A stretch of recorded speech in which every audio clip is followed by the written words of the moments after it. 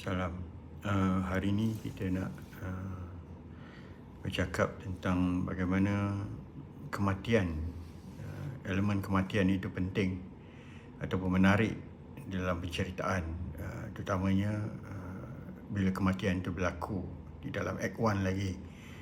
Ada beberapa contoh yang baik. Pertama ialah daripada dulu lagi, contohnya drama pentas William Shakespeare, iaitu Hamlet. Cerita tu mula daripada kematian bapa kepada Hamlet dan bagaimana Hamlet mengendalikan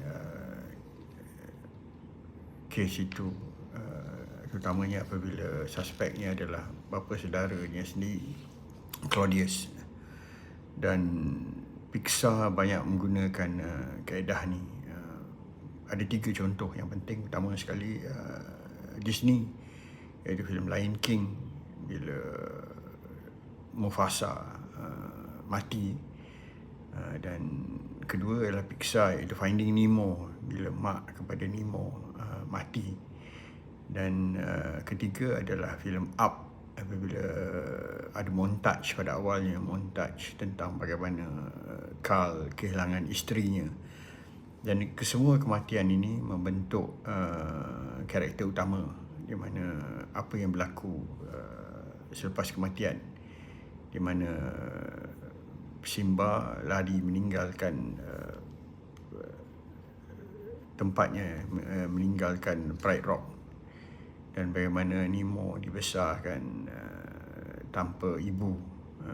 Jadi bapa dia jadi trauma dan sangat-sangat protektif terhadap anak dia.